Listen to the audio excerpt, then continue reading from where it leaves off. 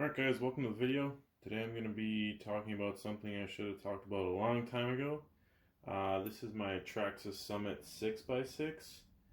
And I'm just going to go over how I made it and how I'm going to make it better and how you can make it too. It's honestly not that hard. That's the first thing you should know. It was pretty easy to do. You just need the parts, the time, a little bit of DIY knowledge, and a Dremel. I use the Dremel a lot. So let's pop the body off and I'll show you the basics, and maybe we will break the video into smaller parts because there's a few different kind of more things to focus on, a few different areas in which you will have to work on. So first things first,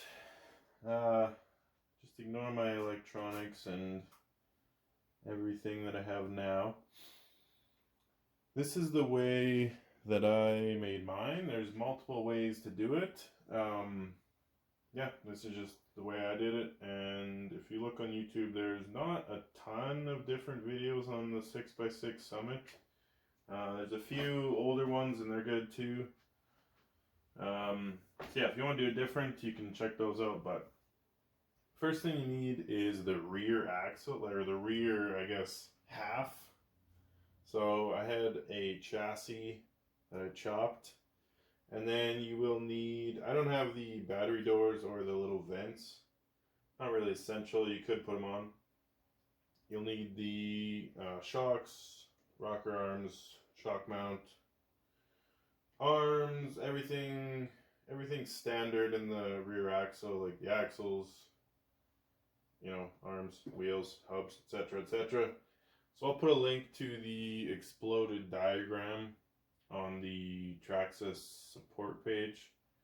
And that should give you a good idea of all the things you need. It's basically from the shocks back. You don't need, obviously, the motor mount or any extra electronics or anything like that. So it's just on the stock Summit back half, essentially. So that's most of the parts, honestly, you need to get. So yeah, it's not that hard. So you get all your parts, you assemble it, and once you have a rear, it's just a matter of physically connecting it and then mechanically connecting it and electronically connecting it. I did put another servo in the back and I just Y split it. So my two rear shift servos shift at the same time. Because I don't think you really want, well, I guess you could independently lock them, but I just chose to set them up so that if one locks, the other locks. So yeah, that's it. And then the main, I guess, technical parts are the drive shaft.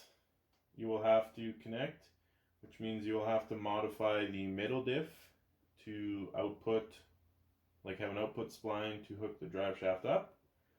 And that comes with one major concern.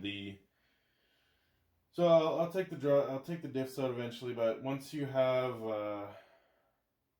essentially you have a pinion coming in, turning the ring gear, and then a pinion getting turned by the ring gear. And how it ends up working is it comes out spinning backwards, I guess is what I'm trying to say. So you can either use a reverser box and then you just have a standard diff in the back, or you can flip the diff so that the ring gear is on the other side of the pinion in the most rear, if that makes sense, and then it will spin backwards, but double backwards equals forwards. But in order to do that, you have to really chop up the rear diff and the rear diff casing, which is what I did. I think it's more cleaner because you just have a single drive shaft connecting. You don't have any sort of reverser box, which adds like a vertical offset. So I'll show you how I build my diffs. I'll probably do that in a separate video. And I will show you how I mechanically connected them. And then I'll show you what I want to do better improvements I want to make. And that'll probably involve my 3D printer.